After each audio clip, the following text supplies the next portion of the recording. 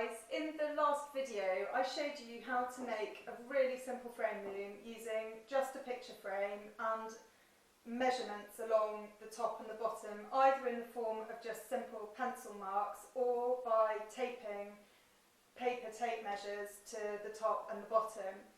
In this video I'm going to show you how to put your warp onto the loom, and what you'll find is you end up with a front and a back warp, and with these few rows here of weaving you're going to sandwich the two warps together to give you a nice flat surface to start weaving on, or to add your twining or twisted header. To put a warp onto your frame loom you'll need some warp thread.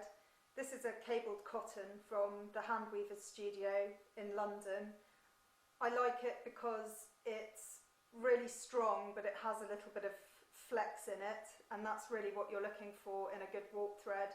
Linen is also good, but it's slightly less forgiving as it hasn't got that flexibility in it. A basket is really useful for putting your warp thread into while you're putting it onto your loom. So you can go ahead and pop that down on the floor next to you. You're going to then tie the loose end of your warp thread around the loom and just tie it in a normal double knot. Nice and securely. It doesn't need a huge long tail on it. And using your 1/4 inch measurements, we're going to wind this around the entire frame. Now, a nice spacing for your warp threads is about 8 of these threads, which you call an end. One single warp thread is called an end. So you want about 8 ends per inch. So to do that, because you've got, when you wrap it round,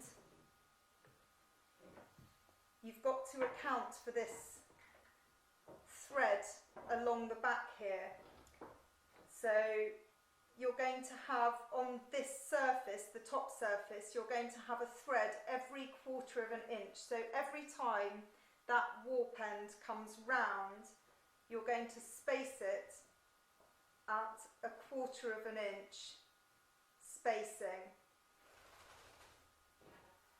So up to the top, around the back, your next 1/4 inch,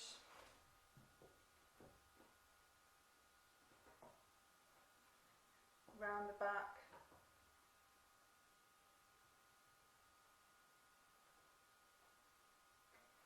and you'll keep going like this until you've reached your desired width of warp. I've started here for the purposes just of showing you nice and quickly.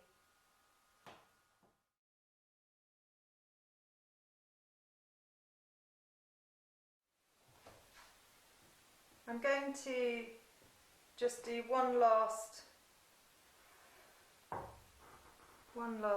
top and round down to the bottom. I like to start and finish my warp on the bottom, and I'm going to cut a bit of the tail so that I've just got enough to wrap it round a couple of times to keep the tension on, while I then secure it onto this warp thread here, this last warp thread, and you can just go ahead and tie that in a double knot.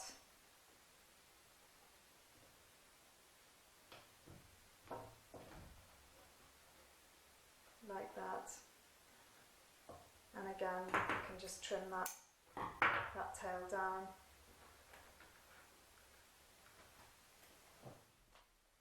It's now time to draw the two surfaces of these threads together, And to do that, you're going to use your warp thread, and we're going to measure out about 3 times, I'd say 1, 2, 3, just so that we've got plenty of thread to work with.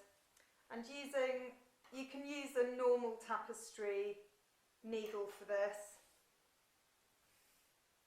but I find these mattress needles really useful. They've got a really nice big eye to thread your string through, and they're nice and long, so they'll cover quite a few threads at a time.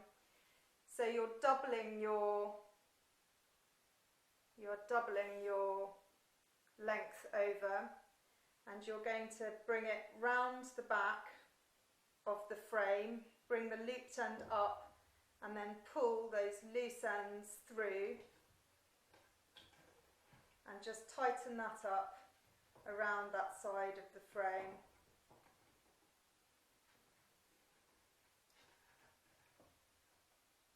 And now,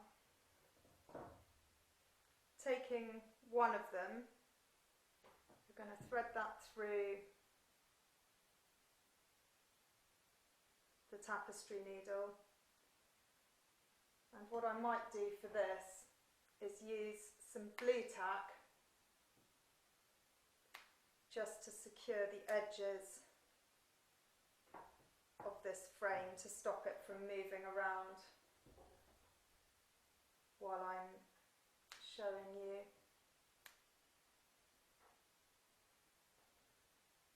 And the glue tack really is useful for keeping it stuck down, because if you're concentrating on looking at which threads to pick up, it can be very useful. You're now going to weave across the surface, picking up the threads from this back layer here.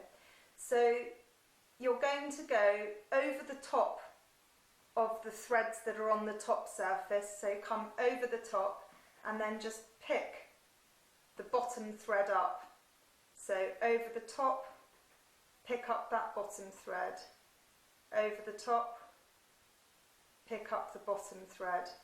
And you need to make sure that you're doing that in the right order and that you don't miss any threads. And you'll see that that is drawing both layers together, and it's starting to create a nice flat warp surface for you to start weaving on.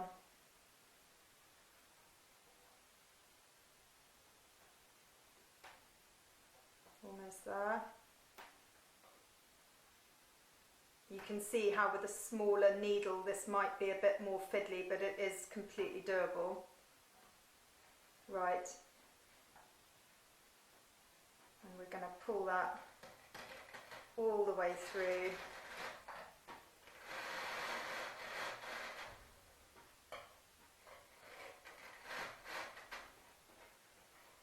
Hanging on to this side. You then just want to get your beater. I'm using a fork as a beater today. And just bring that down into a straight line. About a couple of inches from the bottom. You always want to leave a good few inches from the bottom so that when you come to taking your weaving off the frame, you've got enough length in these ends when you cut them to tie knots in them or to tidy them up back up into the back of your weaving. And so you'll see now that they're a bit easier to hold in place. Don't worry that these have moved around and they're not exactly on the 1/4-inch markers. We'll arrange them once we've woven our next layer through. So we're going to leave that thread there for now, we could tie it round a couple of times. I'll just release that from the bottom. Just tie that around a couple of times there. And we're now going to do the same thing with this second thread.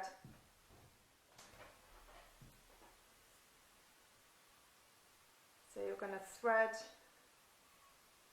the loose end through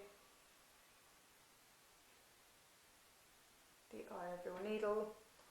And when we weave across here, we're going to do the opposite to this row of weaving, our first row of weaving. So that started by going over the top. So with this one, we're going to come under and then over, under, over, under, over, under,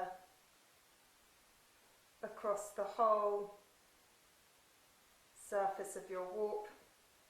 You can manipulate the threads slightly by pushing them up and down with your other hand.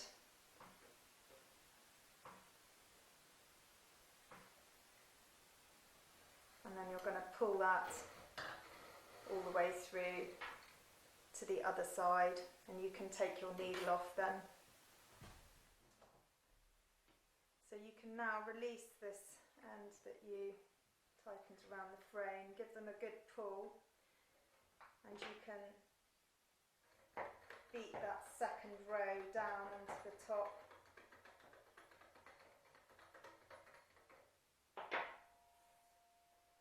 And I'm now going to tie this. I'm going to take the two ends together, bring them round the back,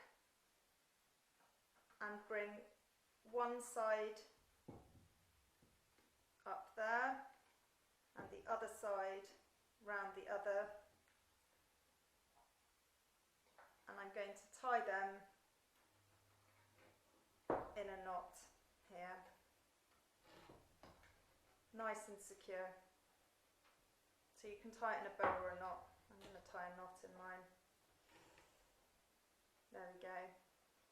And then you can just trim out. Actually, I'm going to do a third one just to be on the safe side.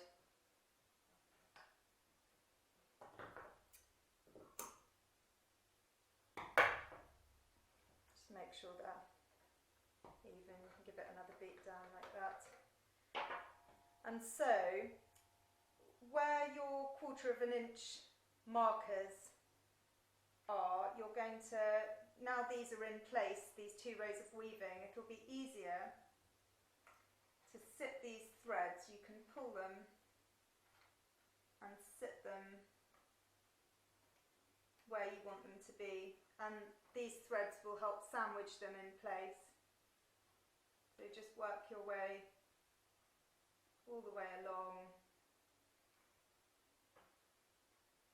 and get them sitting where they should be.